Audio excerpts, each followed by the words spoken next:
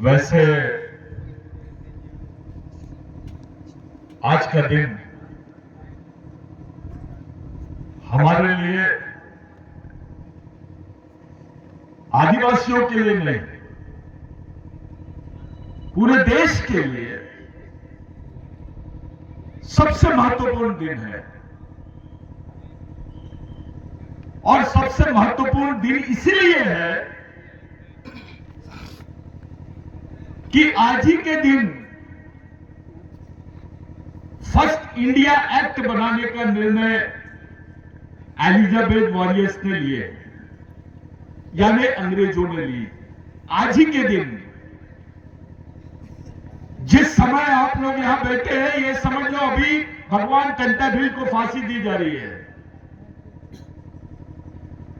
इतने ही बजे भगवान कंटाभिल को फांसी दी गई और इतने ही बजे हम लोग आज बैठे हैं। आप सोच सकते हैं कि जब भगवान कंटाभिल को जबलपुर जेल में फांसी देने की बात चल रही थी,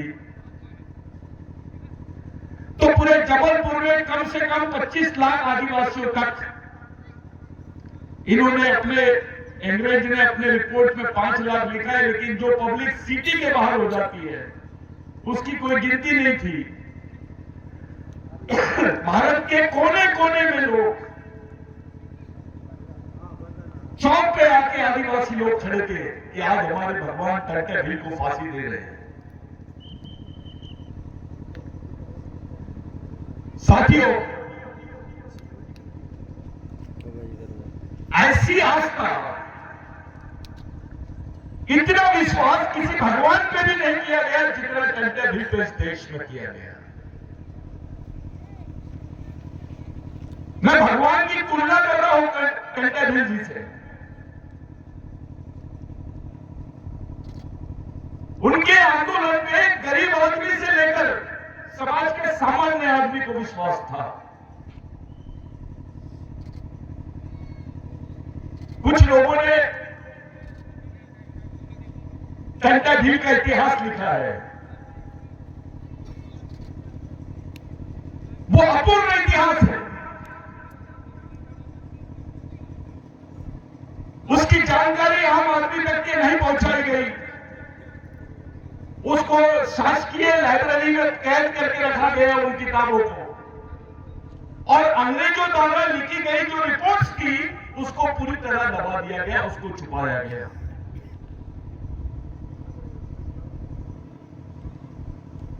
अब कंटाभिल के बारे में ब्रिटेन की लाइब्रेरी में हमको रिपोर्ट्स मिलती है, लेकिन भारत में नहीं मिलती। परिस्थिति देखो कैसे बना दी। जिस कंटाभिल ने अंग्रेजों के खिलाफ में लड़ा,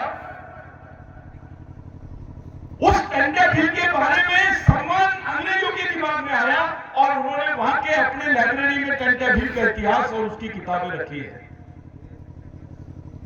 और जिनके लिए कंटाभिल ने लड़ा, वो लोगों ने गद्दारी की और उसके रिकॉर्ड्स और उसकी किताबों को दबा के रखा गया।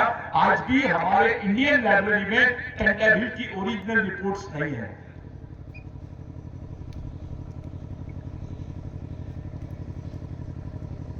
खंडवा का इतिहास, मेलघाट का इतिहास, नागपुर का इतिहास, नागपुर की सेंट्रल जेल में भगवान कंटाभिल थे 1 साल तक। नागपुर की हाई कोर्ट में कंटाभिल को, भगवान कंटाभिल को फांसी की सजा सुनाई गई। यानी मध्य प्रदेश से लेकर महाराष्ट्र तक, यानी उस वक्त के सीपीएन बरार का जो क्षेत्र था, जिसको सेंट्रल प्रोविंस बोलते हैं, पहले प्रोविंस होता था, वो क्षेत्र में भगवान कंटाभिल का जो काम था,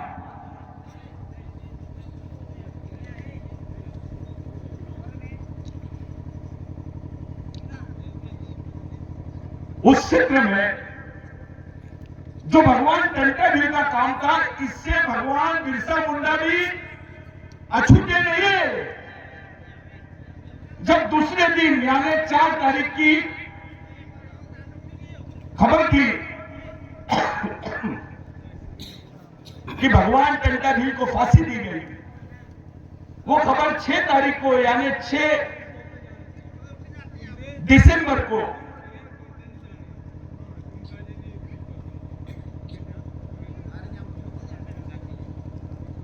छोड़ दीजिए, हट जाओ।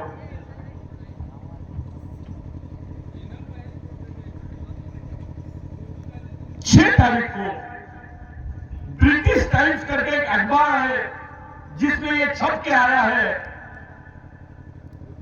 कि रॉबिन हुड पेंटाभिल इज नो मोर, ये रैंगेडोर, यानी भगवान पेंटाभिल को जो रॉबिन हुड था उसको फांसी दी गई, अब वो नहीं है इस दुनिया में। वो खबर रांची की लाइब्रेरी में, मिशनरी लाइब्रेरी में बिरसा मुंडा ने पढ़ा। पहले जब मैं ये बात बोलता था तो लोगों को यकीन नहीं हुआ, लेकिन अब उसके प्रमाण मिल गए हैं कि भगवान पेंटाभिल की मौत पर भगवान बिरसा मुंडा ने बोला कि मैं इनका अधूरा काम पूरा करूंगा।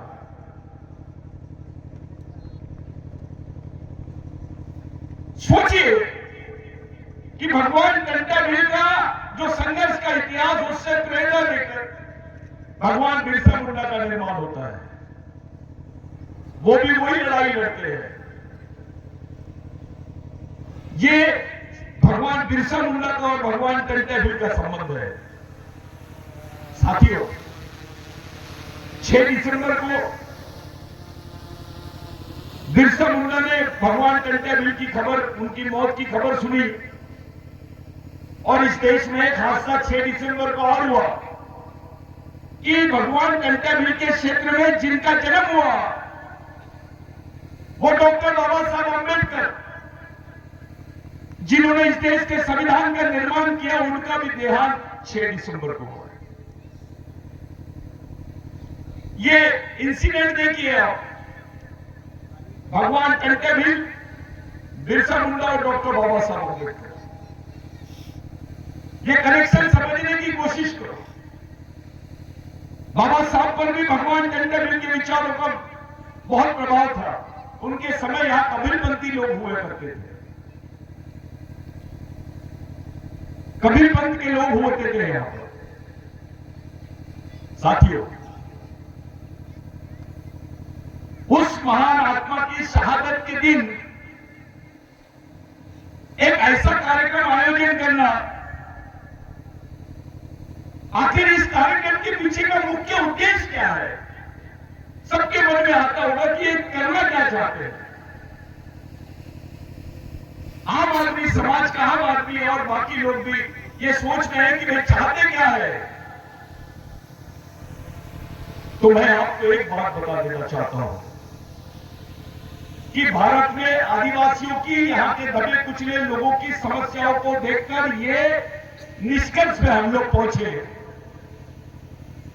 कि कोई भी संगठन समाज के मूल प्रश्नों का संघर्ष नहीं कर सकता है और ना ही संगठन के माध्यम से हम समाज की व्यापक लड़ाई को लड़ सकते हैं। इसलिए संगठन ये केवल एक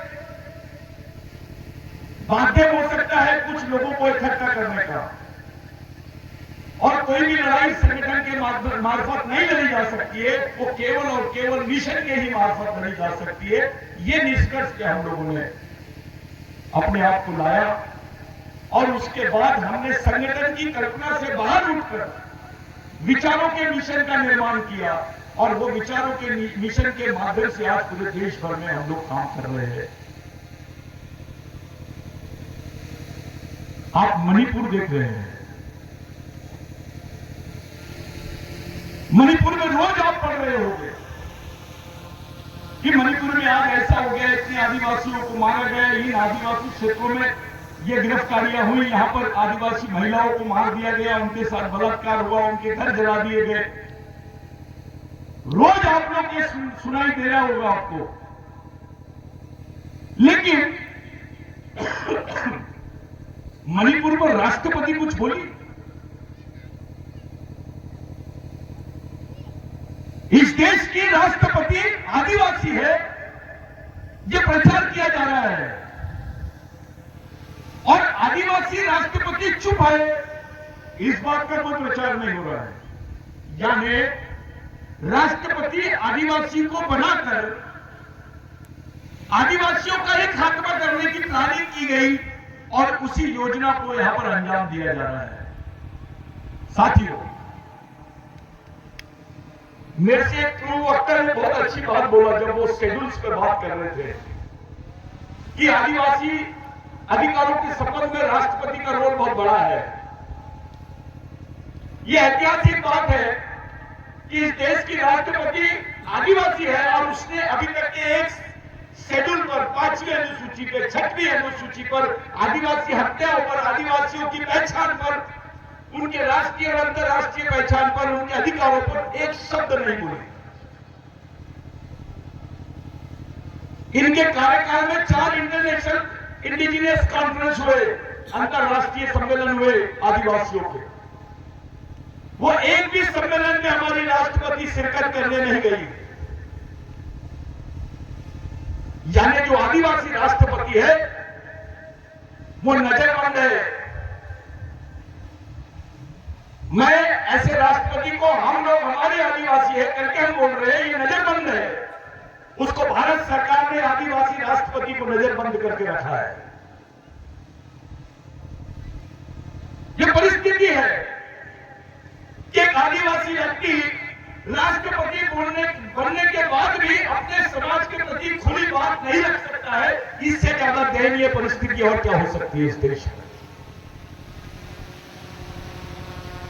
राष्ट्रपति से कोई बड़ा पद नहीं है, प्रधानमंत्री से बड़ा पद माना जाता है और आदिवासी अधिकारों के संबंध में राष्ट्रपति सर्वोच्च है। क्या रोल है? एक राष्ट्रपति बनने के बाद आपके बारे में एक शब्द नहीं बोल सकती है, तो अपना आम आदमी से आप क्या विश्वास करोगे कि ये कुछ बोल सकते हैं, या एक छोटे मोटे संगठन से आप क्या विश्वास करोगे? 4 लोगों को जमा कर दिए और उनको एक संगठन का नाम दे दिए, व्हाट्सएप पे, यूट्यूब पे वो चला रहे हैं।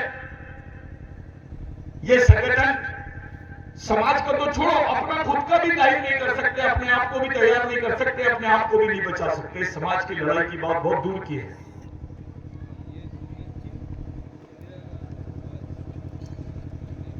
ये लड़ाई बहुत डिफिकल्ट लड़ाई है, ये सरल लड़ाई नहीं है।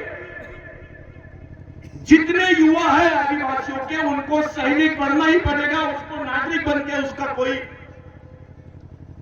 उसको कोई रास्ता मिलने वाला नहीं है, वो बचने वाला भी नहीं है। उसको सामाजिक सैनिक बनकर साथों साथ अपनी नागरिकता का जो कर्तव्य है उसको वहन करना पड़ेगा। लेकिन आपको सामाजिक सैनिक के रूप में ये जीवन जीना पड़ेगा अगर आप अपनी आने वाली पीढ़ी को देखना चाहते हो तो। अगर आप अपनी आने वाली पीढ़ी को देखना नहीं चाहते हो तो केवल नागरिक बन के रहो। भगवान टंट्याभिल ने एक बात बड़ी प्यारी बोली थी, we are not citizens of India. हम इस देश के नागरिक नहीं है, हम इस देश के मालिक हैं। साथियों, मालिक और नागरिक दोनों में बहुत फर्क होता है। हमको मालिक बन के मर गए हो। जिस व्यक्ति ने इस देश के आदिवासियों को मालिक बनाया है, उसकी आज हम लोग श्रद्धांजलि, उसकी स्मृति दिन हम लोग मना रहे हैं। ये उनके शहादत को सच्ची श्रद्धांजलि यानी वैचारिक श्रद्धांजलि देने का तरीका है। आप लोग बैठे हैं,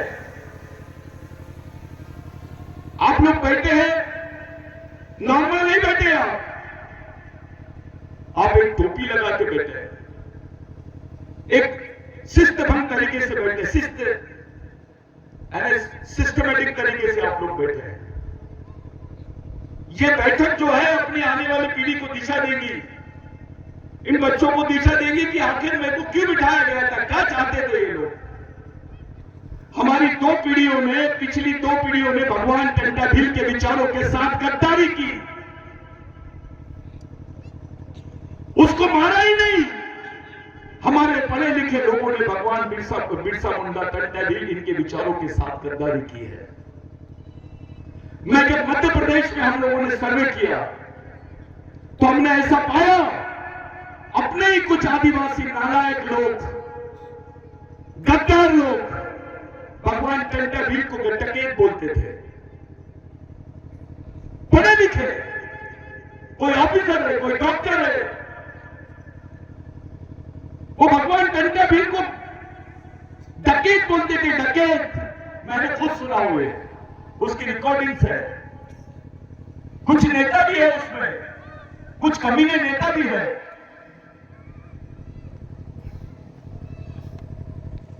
अबे अपने भगवान को डकैत बोलता है, इतनी गुलामी तेरे सोच में आई कैसे? वहां से बिरसा ब्रिगेड ने एक काम को शुरू किया और हमने तय किया कि उस विचारों के आधार को पूरे समाज के जीने का आधार बनाएंगे। भगवान टंटा भील और हमारे क्रांतिकारियों के विचारों को समाज के जीने की जीवन पद्धति बनाएंगे। वो केवल हमारे लिए विचार नहीं है, वो हमारे लिए जीने का रास्ता भी है। और उसी विचारों को लेकर इस मूवमेंट को शुरू किए। गवर्नमेंट के पास रिकॉर्ड नहीं था। हमारा एक देशराम मिनिस्टर है, उसको जब बोला गया कि यार भगवान टंटा भील का आप लोग शहादत दिन मनाते, जन्मदिन क्यों नहीं मनाते? तो बोले जन्मदिन का कोई रिकॉर्ड नहीं है। बाद में पता चला कि जन्मदिन इसलिए नहीं मनाते क्योंकि भगवान टंटा भील का जन्मदिन 26 जनवरी को है। और इनको मालूम हो गया था अगर भगवान टंटा भील का जन्मदिन राष्ट्रीय स्तर पर 26 जनवरी को मनाएंगे तो लाल किले में जो झंडा फहरता है उसका पहला फोटो भगवान टंटा भील का होना चाहिए, क्योंकि इस देश का मालिक है वो। उस लड़ाई को अंजाम दिया है। भारत के इतिहास में 17 साल तक सशस्त्र संघर्ष करने का इतिहास केवल और केवल भगवान टंटा भील के हिस्से में आता है। भगवान रामोजी भांगरे, भगवान बाबूराव शर्मा के, भगवान रैला कोटू, हमारे जितने क्रांतिकारी हैं, इनके इतिहासों को आप देखिए, उसमें एक अलग टाइप का इतिहास भगवान टंटा भील के साथ जुड़ा हुआ है।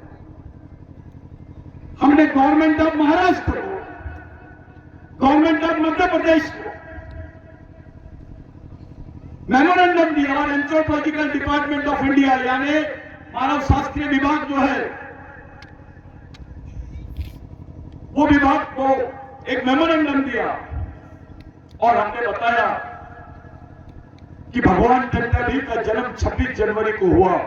इसी इंदौर में हमने यहां के उस वक्त के वर्तमान मुख्यमंत्री उनको बुलाए थे जिस दिन 26 जनवरी का झंडा भोपाल में फहराना था, उस दिन वो वहां पर थे। आज पूरे देश में, विकिपीडिया में, ऑक्सफोर्ड यूनिवर्सिटी में ये बात रजिस्टर्ड हो गई कि 26 जनवरी किसका जन्मदिन है? जम के बोलो, किसका जन्मदिन है? देश की आजादी या स्वाधीनता दिवस, जिसको रिपब्लिक डे जो बोल रहे हो आप, 1950 से जो हमने मनाना शुरू किया, ये तो 1950 को मनाया रिपब्लिक डे। लेकिन उस वक्त 10,000 ग्राम सभाएं, जिनको आज आप लोग जानते हैं, छोटे छोटे गांव में हमारी पंचायत होती है, वैसी 10,000 ग्राम सभा को भगवान टंटा भील संचालित करते थे। तब कोई साधन नहीं थे, फोन वोन कुछ नहीं था।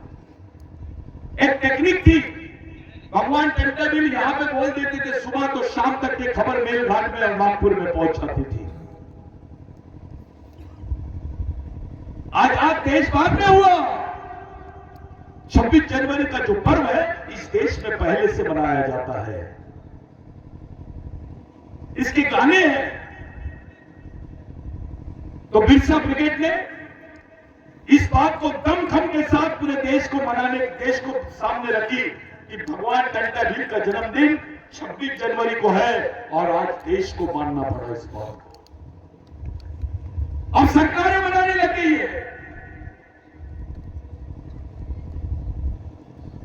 तब तक के भगवान टंडन भी मालूम नहीं था। अब इंदौर में पुतला बैठ गया उसके नाम से रेलवे स्टेशन कर रहे हैं लोग, उसके नाम से इंटरनेशनल लाइब्रेरी की बात कर रहे हैं।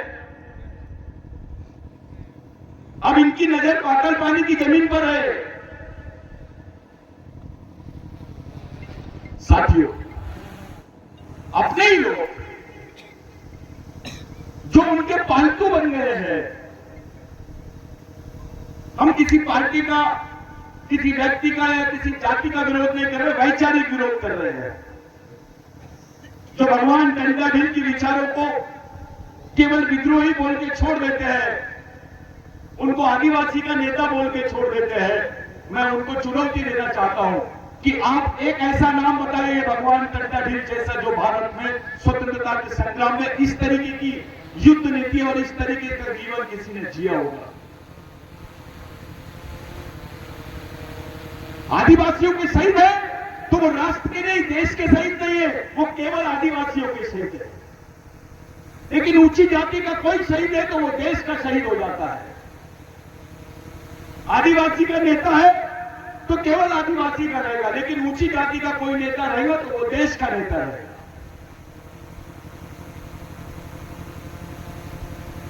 ये इस पॉलिटिक्स को समझने की कोशिश करना है हमको।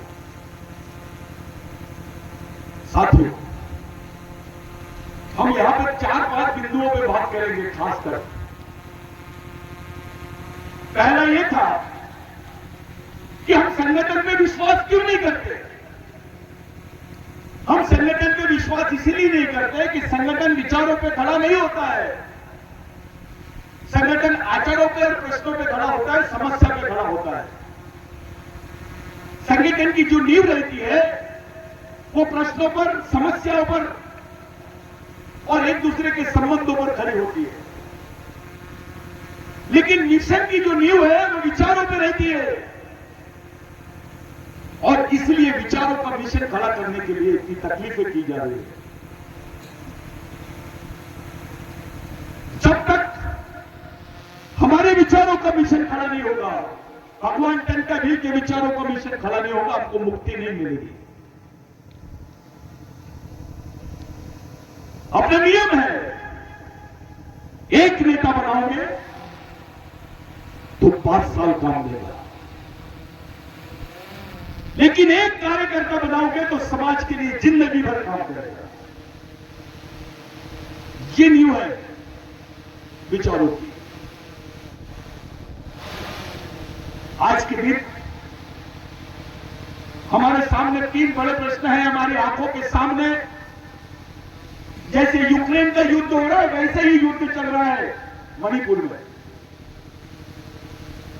पार्लियामेंट में एक भी क्वेश्चन नहीं खड़ा हुआ मणिपुर पर, ना प्रधानमंत्री ने खड़ा किया इस पर बात, ना राष्ट्रपति ने की, ना किसी आदिवासी नेता ने किया। इससे हमको क्या संदेश मिल रहा है, इससे हमारे बीच में क्या मैसेज है, इससे हमको क्या सीखने मिल रहा है कि हमारे साथ कोई नहीं है। हमारे लोगों को बेवकूफ बनाते हैं, उनको धर्म के नाम पर, जाति के नाम पर बहकाकर उनको दूसरे तरीके से संगठित करने की कोशिश की जा रही है। और ये बहुत सफल हुए मध्य प्रदेश में, छत्तीसगढ़ में, गुजरात में। हमने इनको झारखंड में सक्सेस नहीं होने दिया। आज जो झारखंड में परिवर्तन दिखाई देता है ये बिरसा ब्रिगेड की देन है। आपको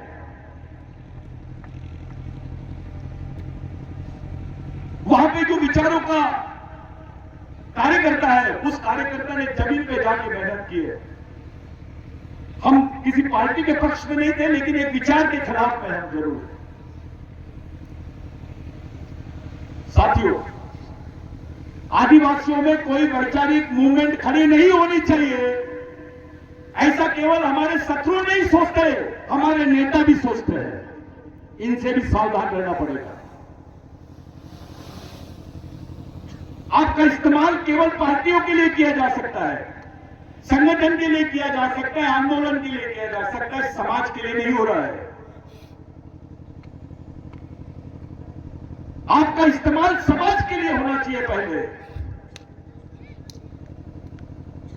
उसके बाद आपकी जो उपयोगिता है, आपका जो जीवन है, उस पर सबसे पहला अधिकार जो है वो समाज का है।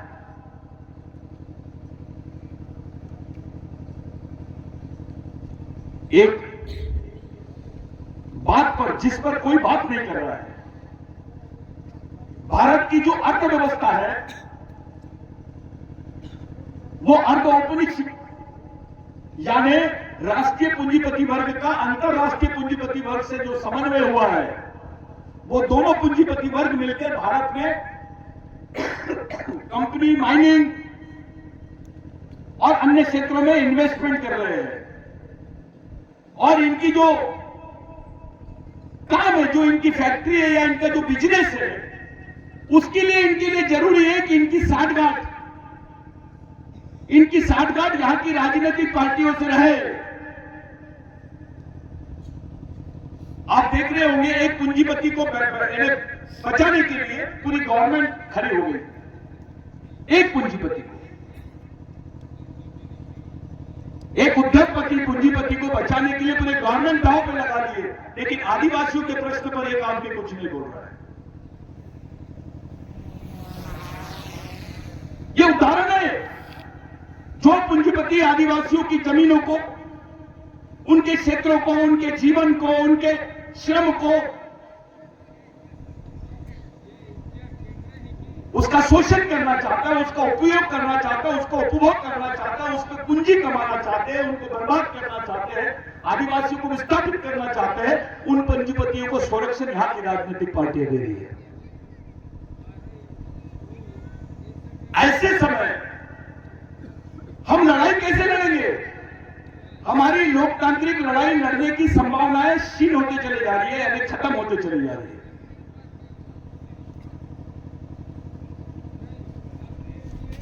और उस लड़ाई को लड़ने के लिए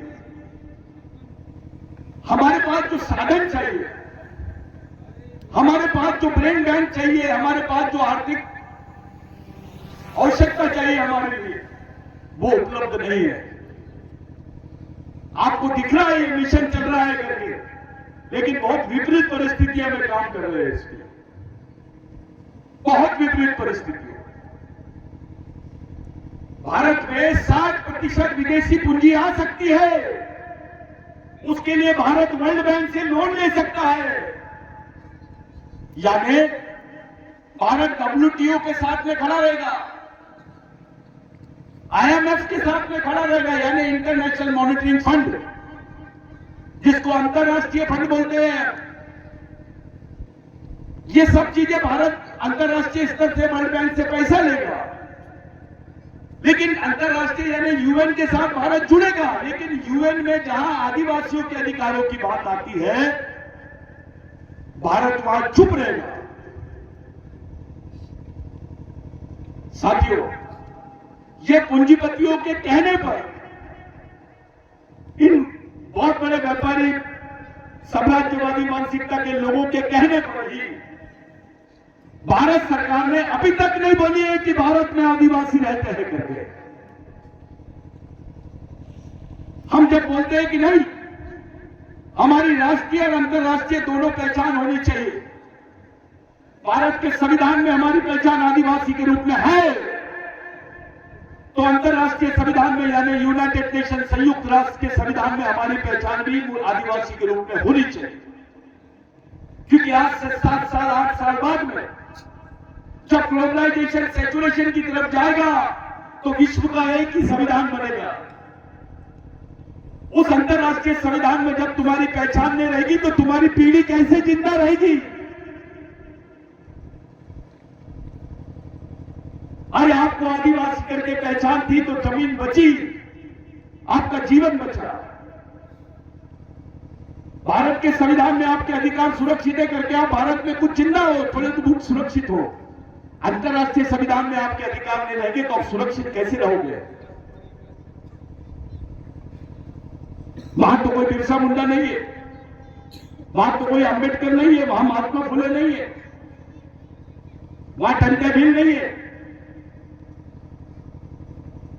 जब एक बात साथी ने बहुत अच्छी बोली कि जो 5th शेड्यूल है, 6th शेड्यूल है, ये प्री कॉन्स्टिट्यूशन राइट्स है, ये संविधान बनने के पहले के राइट है, इसके लिए कुर्बानी दी गई, इसके लिए लाखों आदिवासियों के गर्दन कटे, उनकी जिंदगी गई, लाखों की संख्या में लोग मरे, तब जाके ये प्री कॉन्स्टिट्यूशन हमको राइट्स मिले हैं, जिसको प्रोविंशियल राइट्स बोलते हैं, non changeable, non amendable, pre constitution constant rights, यानी स्थायी अधिकार बोलते हैं उसको। वो स्थायी अधिकार होने के बाद भी हमारे अधिकारों पर गवर्नमेंट बात करने के लिए तैयार नहीं है। जब भी 5वीं अनुसूची के क्षेत्रों की बात आती है, मुख्यमंत्री, प्रधानमंत्री मुख के जानवर जैसे खड़े रहते हैं। और उससे सबसे शर्म की बात है, हमारे सांड नेता, हमारे बैल नेता, हमारे गधे नेता, हमारे गद्दार नेता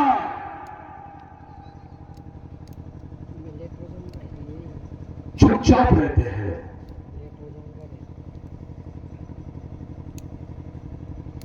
ये जरूरी है कि उनको इतनी सारी विभूतियों से, अरे ये इनको भारत रत्न नहीं देना पड़ सकता है, लेकिन इतना तो बोल ही सकते हैं क्योंकि दिख रहा है। साथियों, जो घटना मणिपुर में हुई मध्य प्रदेश में नहीं होगी, इसकी कोई गारंटी है क्या? मणिपुर में आदिवासी संसाधनों के लिए इतना बड़ा झगड़ा शुरू हुआ है, मध्य प्रदेश में उससे ज्यादा आदिवासियों के पास में संसाधन है, यहां झगड़ा होगा तो क्या करोगे आप?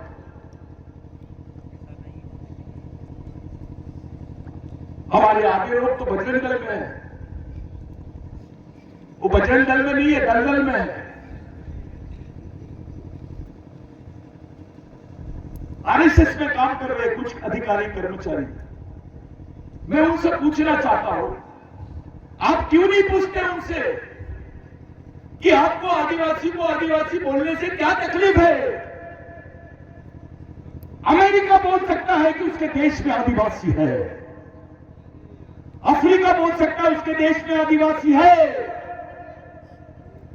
ऑस्ट्रेलिया बोल सकता है उसके देश में आदिवासी है।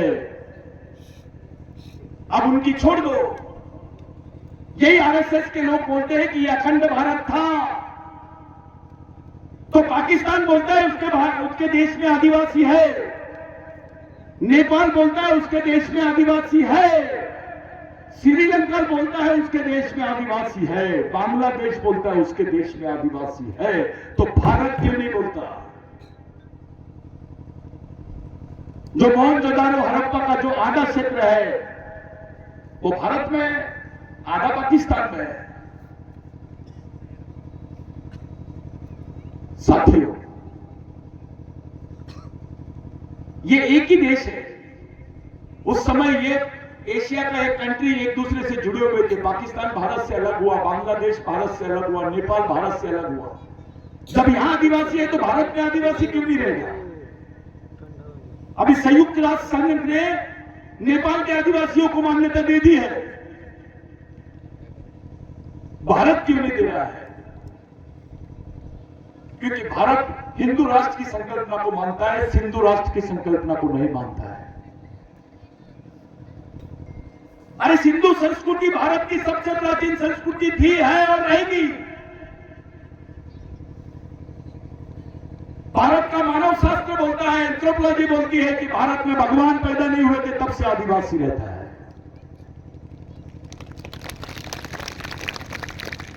विज्ञान बोलता है, विज्ञान बताता है कि नहीं, भारत में भगवान नहीं रहते थे तब से आदिवासी रहते हैं। फिर भी आप बोलते नहीं कि भारत में आदिवासी है। अभी ईवीएम का मैटर बहुत चल रहा है। ईवीएम में गड़बड़ी हो गई, सब लोग पकड़ लिए। जिस गांव में 1600 वोट है वहां पर 2300 वोट मिले। इनका पराक्रम देख लो कैसा है, कितना एडवांस है भारत। विश्व गुरु इसीलिए माना जा रहा है अपने को कि जहां 2300 वोट है वहां 3400 4300 वोट पड़ते हैं। आपको मालूम भी नहीं आपका वोट किधर चले गया। और जो इलेक्शन कमिश्नर है वो चुप और धीरे से बोलते हैं। फिर ये लोग सुप्रीम कोर्ट को नहीं मानते। कौन बोल रहा है, थोड़ा सा ध्यान में रखो, मैं जो बोलना चाहता हूं। ये सुप्रीम कोर्ट को नहीं मानते। सुप्रीम कोर्ट ने ईवीएम के बारे में साफ बोल दिया है कि जो जीतता है वो ईवीएम को अच्छा बोलता है, जो हारता है वो ईवीएम में गड़बड़ी करता है। ऐसा सुप्रीम कोर्ट बोलता है। और सुप्रीम कोर्ट जो बोलता है वो सही बोल रहा है, इसलिए सुप्रीम कोर्ट की बात को मानना चाहिए। हम भी मानते हैं, हम सुप्रीम कोर्ट से भी सर्वोच्च भारत के संविधान को मानते हैं। उसको सुप्रीम बोलते हैं, supreme law. Constitution is a supreme law, यानी सर्वोच्च कानून यानी संविधान है, सुप्रीम कोर्ट नहीं है। इसी सुप्रीम कोर्ट ने 2010 में बोला, नंदा भाई भील की केस में, जिसको बिरसा ब्रिगेड नहीं लड़ा है, उस लड़ाई को जीते भी है। सुप्रीम कोर्ट ने जजमेंट दिया कि आदिवासी इस देश का मूल मालिक है, वो इसको, ये प्रथम नागरिक है, इसको मूल निवासी होने का सम्मान मिलना ही चाहिए। सुप्रीम कोर्ट ने बोला। भारत सरकार क्यों नहीं मान रही है? ईवीएम की बात को बराबर मानते हैं, आदिवासी की बात को क्यों नहीं मानते? ईवीएम की बात को क्यों नहीं मानते? ईवीएम की बात मंजूर है, इलेक्ट्रॉनिक वोटिंग मशीन, उसकी बात को आप मान रहे हो, उस पर सुप्रीम कोर्ट की बात को मान रहे हो। ईवीएम आदिवासी विचार मंच, उसकी बात को नहीं मान रहे आप। यानी सुप्रीम कोर्ट का सम्मान आपको कौन से माध्यम से करना है, कौन से इश्यू पे करना है, ये आप तय करोगे। भगवान राम को यहां पे न्याय मिल जाता है, लेकिन आदिवासियों को न्याय नहीं मिलता है। उस लड़ाई को लड़ने के लिए ही तय करना है हमको कि हमारा मिशन कैसा हो।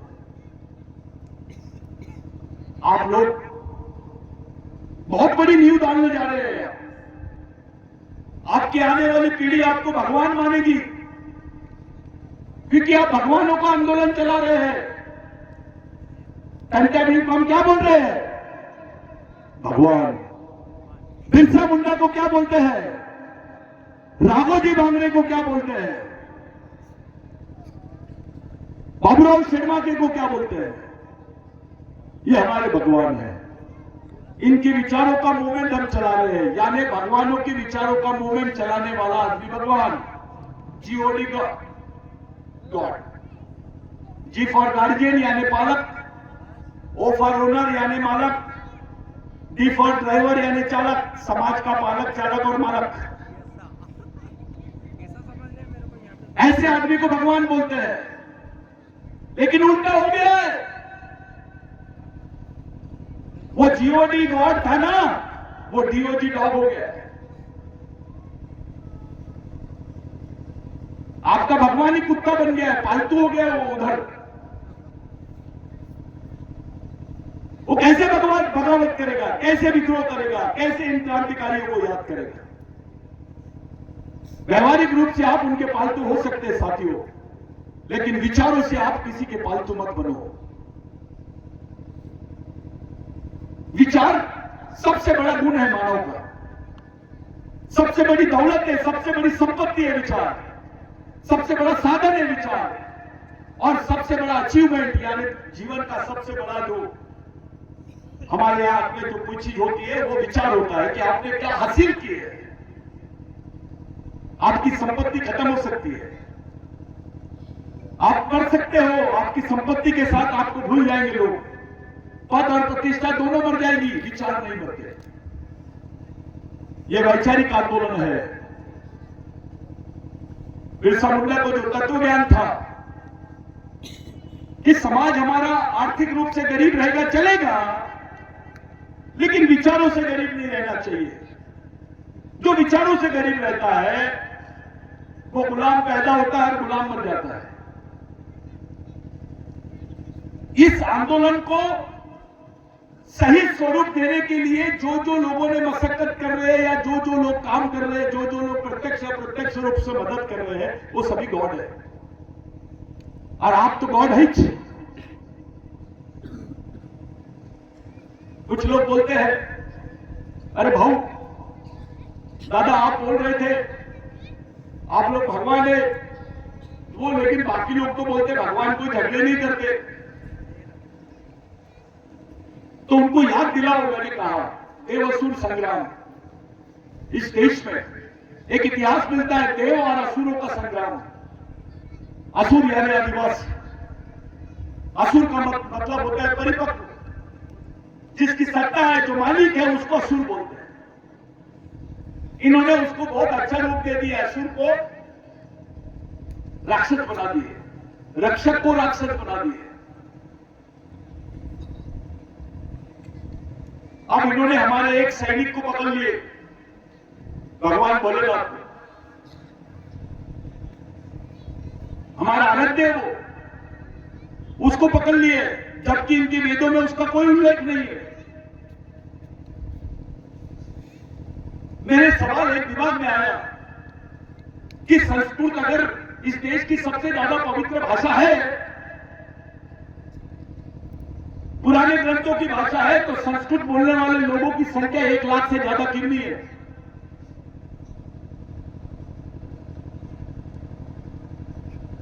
और हमारी भील भाषा, भिल्लारी भाषा, बिलाटी भाषा, पावरा भाषा, उधर मावड़ी भाषा, गोंडी भाषा, मुंडारी भाषा बोलने वाले लाखों की नहीं, 20-20 लाख, 1-1 करोड़ तक की इनकी जनसंख्या है। लेकिन इन भाषाओं को राष्ट्रीय भाषा का दर्जा नहीं मिला, संस्कृत को राष्ट्रीय भाषा का दर्जा दिया गया। बहुत जल्दी उसको राष्ट्रीय भाषा का दर्जा दे दिया गया। हमारे पढ़े लिखे लोग संस्कृत के मंत्र बोलते हैं। अबे शंकर भगवान को आती क्या? उसको तो बिल्लारी समझती है, उसको तो आदिवासी भाषा समझती है, जंगली भाषा समझती है। आदिवासी संस्कृति को समझने के लिए आदिवासी तत्वज्ञान और आदिवासी भाषा ही उपयोग में आएंगी। आदिवासियों के पास तंत्र होते, मंत्र नहीं होते। आर्यों के आने से पहले भी हमारा यहां पर साम्राज्य था, सिंधु संस्कृति स्थापित की, मोहनजोदारो हड़प्पा की संस्कृति थी। इसके प्रमाण है, विश्व के सभी इतिहासकारों ने मान लिया इसको। यही लोग नहीं मान रहे, सिर्फ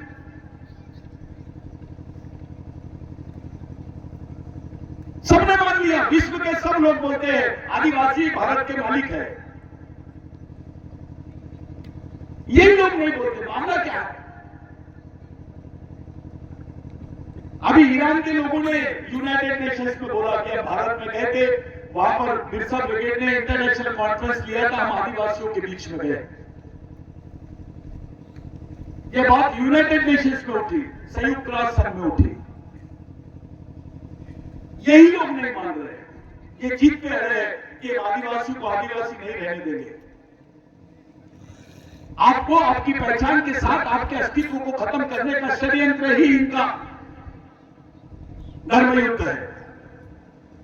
आप अपनी पीढ़ी को क्या जवाब दोगे मेरे भाइयों? ये लड़ाई, ये चिल्लर लड़ाई नहीं है। किसी को विधायक बनाना है, किसी को सांसद बनाना है, किसी को मंत्री बनाना है, कोई चीज पे थोड़ा लड़ाई झगड़ा करके कब्जा कर लेना है, ऐसी लड़ाई नहीं है। ये लड़ाई के लिए सबसे पहली चीज है आपकी वैचारिक क्षमता। हमने दुश्मनों को विचारों से जीतना है सबसे पहले, और विचारों से हम कहीं कम नहीं पड़ना चाहिए। इस उद्देश्य की प्राप्ति के लिए पिछले 25 साल से ये कार्यक्रम चल रहा है।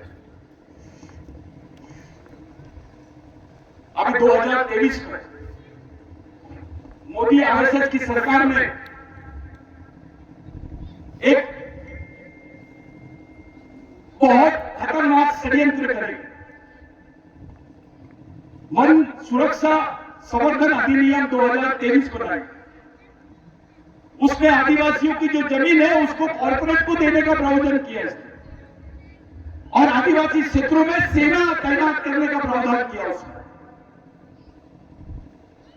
भारत के किसी संगठन ने इनके खिलाफ जाने की हिम्मत नहीं की।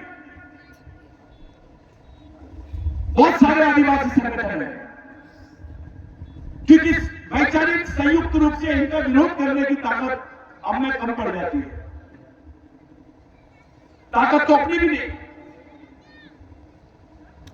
लेकिन वैचारिक आधार होने की वजह से हिम्मत थी करके सुप्रीम कोर्ट में हम लोग गए, उसके खिलाफ में पिटीशन डाले और आज वो कानून को स्टे करके रखे हैं। अगर वो कानून 6 महीने भी लागू हो जाता भारत में तो आदिवासी अपने इतिहास के साथ उनकी पहचान और उनकी जमीन जंगल खत्म हो जाते हैं। 6 करोड़ आदिवासी विस्थापित हो जाते हैं। ये लड़ाई आपने लड़ी है, इसके हकदार आप हैं। आपने 6 करोड़ आदिवासियों को बचाया है। बिरसा ब्रिगेड को सैल्यूट करते हैं। ये लड़ाई आपने लड़ी है। 2010 का 11 का जो जजमेंट है वो बिरसा ब्रिगेड की देन है। ये बात बिरसा ब्रिगेड की देन है। वन अधिकार बिल में जो भूमिका बिरसा ब्रिगेड की थी जब शिबू सोरेन को जेल में डाल दिए थे, उस भूमिका तो आप बहुत यादगार भूमिका रही है।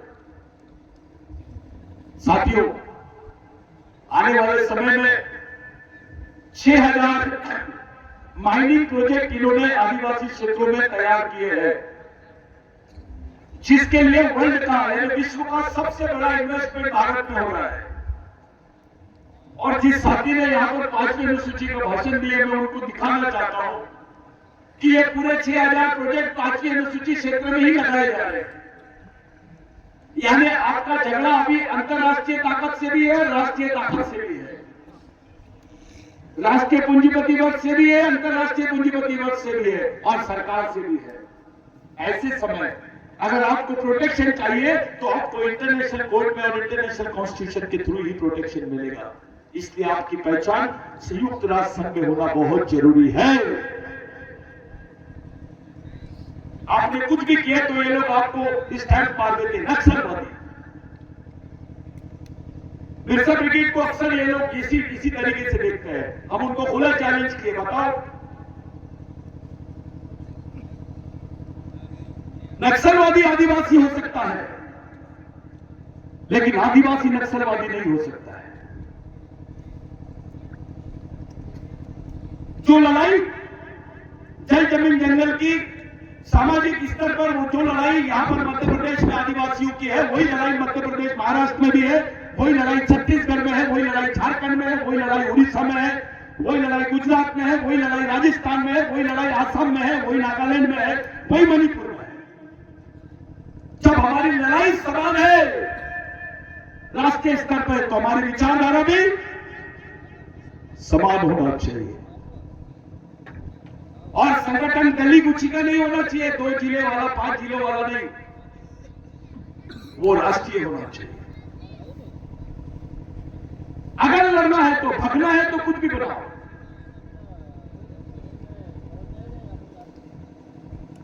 लड़ना है तो राष्ट्रीय संगठन होना बहुत जरूरी है। अगर लोकतांत्रिक लड़ाई लड़नी है तो इसलिए इतना व्यापक संगठन अगर आपको बनाना है राष्ट्रीय अंतर्राष्ट्रीय स्तर पर तो इसके लिए वैचारिक मिशन ही जरूरी है। वही एकमात्र पर्याय है, दूसरा कुछ भी नहीं है। और वैचारिक आधार जब तक कि आपके पीछे नहीं रहेगा, आप मानसिक रूप से तैयार नहीं रहेंगे, मानसिक रूप से तैयार नहीं रहेंगे, आप इतनी बड़ी लड़ाई को लड़ नहीं सकते। जिस आदमी को मालूम ही नहीं उसका दुश्मन कौन है, वो लड़ेगा किससे?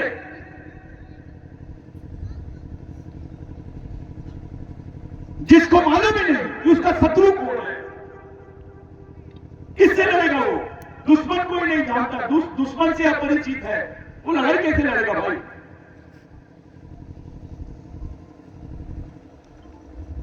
तो विचारधारा जो है, मूवमेंट में जो विचारधारा है, संघर्ष में जो विचारधारा का काम है, वो आपको दोस्त और दुश्मन की पहचान कराती है।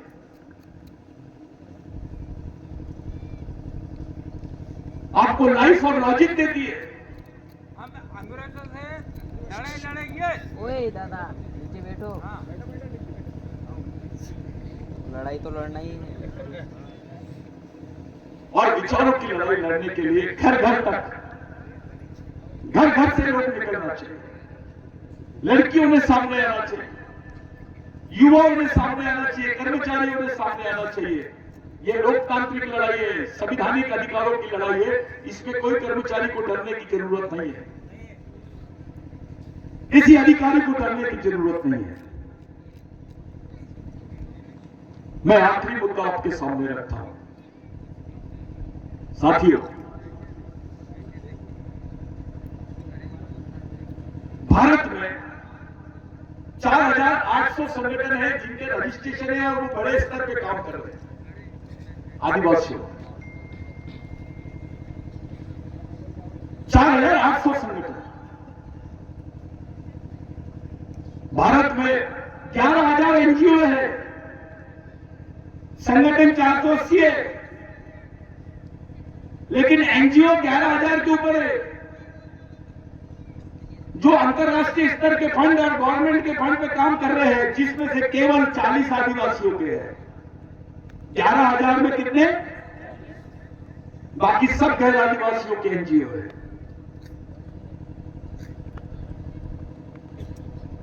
और ये अंतरराष्ट्रीय फंड आदिवासियों के नाम से लाते हैं और उसका उपभोग 5 स्टार होटल में रह के, विदेश यात्रा करके, उसको बड़े उसी में सुखी है। धन्ना है। और सरकार के नेता, सरकार के लोग, सरकार खुद इसमें दलाली का काम करती है। परसेंटेज अंतरराष्ट्रीय फंड आता है तो गवर्नमेंट को परसेंटेज मिल जाता है आदिवासियों के नाम पर।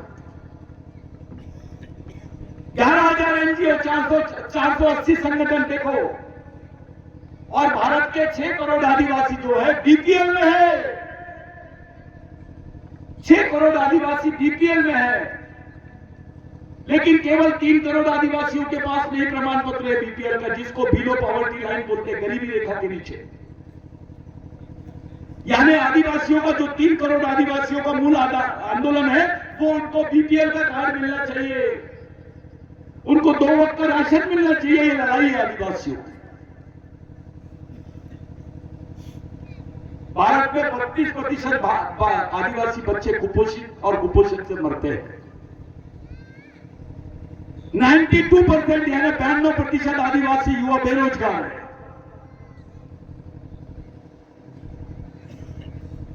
और जितने लेबर है भारत में गड्ढे खोदने का काम करते हैं, जोखिम का काम करते हैं, उसमें 60% आदिवासी है। गरीब कौन? आदिवासी। मजदूर कौन? बेरोजगार कौन? शोषित कौन? जितने लोग प्रोजेक्ट के नाम पर विस्थापित हुए, उनमें 80% लोग आदिवासी भारत में। आंकड़े छुपाते हैं ये लोग, अपने लोगों को बेवकूफ बना देते हैं। नहीं ऐसा नहीं, ऐसा है, ऐसा नहीं, ऐसा है। आपको अलग टाइप के आंकड़े बनाते हैं और आपके बीच में रखते हैं। मीडिया इनका है, हमारा एक चैनल नहीं है। चैनल तो दूर की बात है, एक अखबार भी नहीं है आदिवासियों का जो रेगुलर भारत में चलता होगा। आपकी बात कौन सुनेगा? आपकी बात आपके भाई तक आप कैसे पहुंचाओगे? ये सोशल मीडिया पे भी कंट्रोल उनका है। वो चाहेंगे आपकी न्यूज को स्प्रेड होने देंगे, वो नहीं चाहेंगे आपकी न्यूज को कट कर देंगे। ऐसी विपरीत परिस्थिति में हम लोग फंसे हुए हैं। ना नेता हिम्मत कर पा रहा है, क्योंकि नेता को लगता है मैं इधर का भी नहीं रहूंगा, उधर का भी नहीं रहूंगा। समाज कमजोर है, मैं लड़ूंगा कैसे पार्टी से, तो वो सरेंडर हो जाता है पार्टी को, वो हिम्मत नहीं कर पा रहा है। अधिकारी डरा हुआ है, वो पुलिस से कम आरएसएस के लोगों से ज्यादा डरता है। हमारे लिए जो परिस्थितियां हैं सब तरफ से अपोजिट हो गई, यानी विपरीत हो गई है। ऐसी विपरीत परिस्थिति में समाज को सर्वाइव करना है, इस समाज को जिंदा रखना है, इसकी मूल लड़ाई को खड़े करना है, इस समाज का मिशन खड़ा करना है, ताकि समाज में एकता भी हो जाए। हमारे कुछ बेवकूफ लोग हैं, बुरा नहीं मानना, मैं एक शब्द यहां से बोलता हूं, जिनको वैचारिक नपुंसक बोलते हैं, जो जाति के नाम से संगठन चला रहे हैं। मैं भील हूं, बिलाला हूं, बारेला हूं, गावित हूं, कोरकू हूं, गोंड हूं, माड़िया हूं, पठान हूं। ये जो भाषा करने वाले लोग हैं, नपुंसक लोग हैं, गांडू लोग हैं। ये समाज को एक नहीं कर सकते हैं। ये भागने वाली विचारधारा है, लड़ने वाली विचारधारा नहीं है। ये शॉर्टकट ढूंढते हैं। शॉर्टकट में केवल आप पॉलिटिक्स कर सकते हो, समाज कर्म नहीं कर सकते। हमारी मूल लड़ाई समाज को एक जगह लाने की है, और ये केवल लड़ाई नहीं है, चुनौती है। एक विचारों से समाज का हर वर्ग, पूरे देश का एक जगह कैसे आएगा, उस पर विचार और उस पर काम कर रहे हैं। आप लोग सतर्क रहना ऐसे लोगों से जो समाज में इस टाइप के काम करते हैं।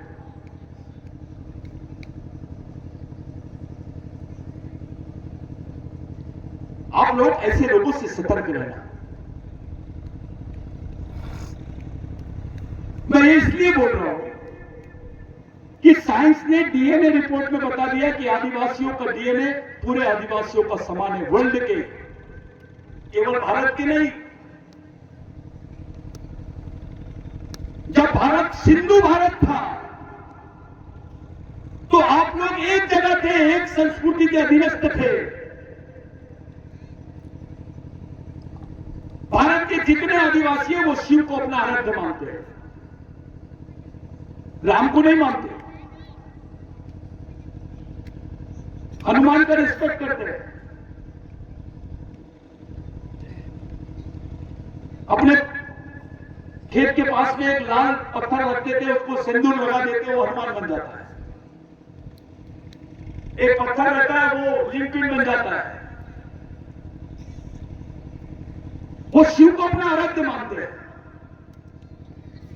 उसके इर्द गिर्द सिंधु संस्कृति में हम लोग दिखाई देते हैं। जब हम संस्कृति की बात करते हैं तो सिंधु संस्कृति की बात होती है, और उसका नायक जो है वो शिव है। शिव भगवान ने हमारे लिए आराध्य, हम शिव की मां को भी मानते हैं। इनको शिव तक ही समझ में आया होगा, उसकी मां का कोई अध्ययन नहीं होगा। इनके ग्रंथों में कोई इसका उल्लेख नहीं है। आदिवासी की संस्कृति जो है वो मूल की संस्कृति है, मूल मानव संस्कृति है। और ये जो मूल झगड़ा है भाई, अब ये एक नया झगड़ा खड़ा कर दिया इन्होंने देश में, हिंदू संस्कृति और सिंधु संस्कृति का। अब इस पर चर्चा करने लग गए हैं लोग, बड़े बड़े साहित्यकार इस पर चर्चा कर रहे हैं, बड़े बड़े इतिहासकार इस पर चर्चा कर रहे हैं। और जब सिंधु संस्कृति की बात होती है तो आदिवासियों की बात होती है, क्योंकि सिंधु संस्कृति का जो नायक है वो आदिवासी है। आदिवासी इस देश के मूल मालिक है। यहां के एससी, एसटी, ओबीसी माइनॉरिटी के लोग उसके वंशज है। यह सिंधु संस्कृति का सिद्धांत है। आदिवासी धर्म पे विश्वास नहीं करता। धर्म तो 3000 साल पुरानी चीज है। कोई भी धर्म 3000, 4000 साल पहले से उसका कोई अस्तित्व नहीं था, लेकिन आदिवासी संस्कृति का अस्तित्व इस देश में हजारों सालों का है। इसलिए एंथ्रोपोलॉजी बोलती है कि भगवान पैदा होने से पहले इस देश में आदिवासी पैदा हुआ है। हम भी शिव को मानते हैं, हमारा भी आधार है, फिर आप हमारी पहचान को क्यों नहीं मानते? हमारे मन में सवाल खड़ा होता है कि आदिवासी किसी धर्म का, किसी समाज का, किसी संस्कृति का विरोध नहीं कर रहा है, लेकिन आदिवासियों का विरोध क्यों हो रहा है? जिसके बदन के कपड़े नहीं है, जिसके पेट में रोटी नहीं है, जो एक खास के घर में रह रहा है, ऐसे आदमी का आप विरोध क्यों कर रहे हो? इसके पीछे में एक षड्यंत्र है जिसको आपको समझने की जरूरत है। साथियों, आप लोग मिशन चलाओ, मूवमेंट चलाओ, अपने आप को मिशनरी समझो, समाज का सैनिक समझो, अपनी जवाबदारी को समझो, समाज के साथ ईमानदारी और समझदारी, ये दोनों चीजें आप लोग पालो, उसको रखो। आपकी सामाजिक ईमानदारी और सामाजिक समझदारी ही आपके समाज को खड़ा कर सकती है। अध्ययन करो, लिटरेचर्स पढ़ो, अपोजिट लिटरेचर्स भी पढ़ो, उनकी न्यूज भी देखो और अपने से जुड़े हुए लिटरेचर्स को भी पढ़ो, उसको भी समझने की कोशिश करो और मूवमेंट से जुड़े रहो। इसका आर्थिक विकास कैसे होगा, गांव गांव हम लोग कैसे जुड़ेंगे, समाज का गरीब आदमी भी कैसे जुड़ेगा, और अभी आपको डेवलपमेंट बता रहा हूं मैं। मूवमेंट में एससी कम्युनिटी के भी लोग काम करने लग गए हैं, ओबीसी भी आ रहे हैं, मुस्लिम भी आ रहा है, क्रिश्चियन भी आ रहा है। हर समुदाय का आदमी अभी बिरसा ब्रिगेड की तरफ पलट रहा है, क्योंकि ये घर वापसी है। वो अपनी मूल संस्कृति की तरफ लौटना चाहता है, क्योंकि वो भी कहलाना चाहता है कि मैं भी इस देश का मालिक हूं। हम इस देश के भाईचारे को, इस देश की संस्कृति को और हमारे संविधान को जिंदा रखते हुए अपने आप को, अपनी पहचान को और अपने अधिकारों को जिंदा रखने की लड़ाई लड़ रहे हैं। हम असंवैधानिक नहीं हो सकते हैं।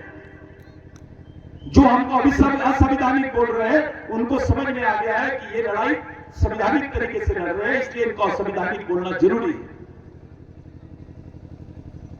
आज के दौर में हर आदमी एक मीडिया से भ्रमित होते चले जा रहा है।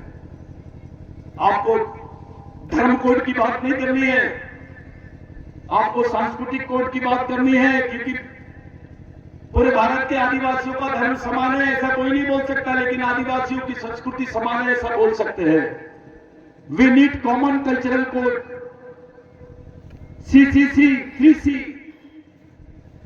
कॉमन कल्चरल कोड, समान सांस्कृतिक कोड, इसकी जरूरत है आदिवासियों को।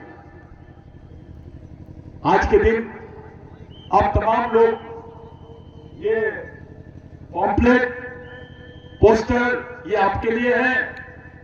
हम लोग सामूहिक सामाजिक दीक्षा लेंगे और वो सामूहिक सामाजिक दीक्षा लेते वक्त हम सब लोग खड़े रहेंगे, पूरे कैडेट्स हमारे साथ में रहेंगे। कोई ऐसी चीज जिससे तुमको मन में कोई शंका आई होगी, किसी गैर आदिवासी भाई को बुरा लगा होगा, यहां तक कि हम ब्राह्मणों के भी खिलाफ नहीं। ये बिरसा ब्रिगेड है जिसने साबित किया है कि इनकी विचारों से ब्राह्मणों को भी न्याय नहीं मिला है। आज ब्राह्मण भी आपको किसी भैया के सामने चौकीदारी करते हुए दिख रहा है, तो इनकी धार्मिक सोच उनके लिए भी सच्ची नहीं है। साथियों, आप लोगों से मैं विनती करता हूं कि हम अपने शहीदों को सच्ची आदरांजलि देने के लिए, उनको हाजिर नाजिर रखकर सामाजिक शिक्षा और सामाजिक दीक्षा देने के लिए और शिक्षा लेने के लिए, दीक्षा और शिक्षा लेने के लिए, उनके विचारों की शिक्षा और दीक्षा लेने के लिए आप लोग सब यहां आए हैं। जितने कैडर से मध्य प्रदेश, महाराष्ट्र, बाकी जगह से जो लोग आए हैं, यहां पे जो खड़े हैं नीचे उनसे ज्यादा सर्वश्रेष्ठ लोग खड़े हैं।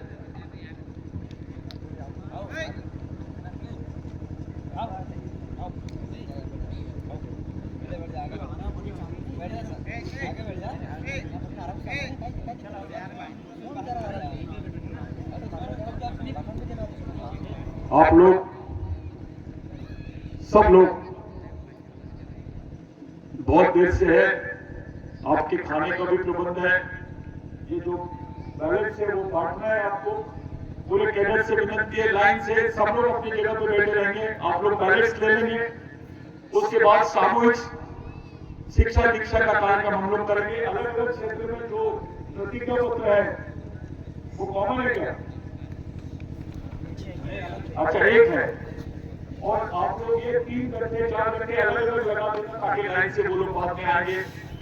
मैं आप लोगों से विनती करता हूं, सभी लोगों से जो यहाँ प्रोग्राम में आए, हमारे बुजुर्ग जो लोग कर्मचारी, अधिकारी, नेतागण, विधायक, सब लोगों का हम शुक्रिया अदा करते हैं। आप लोग 2 मिनट के लिए जगह पे खड़े हो जाएंगे।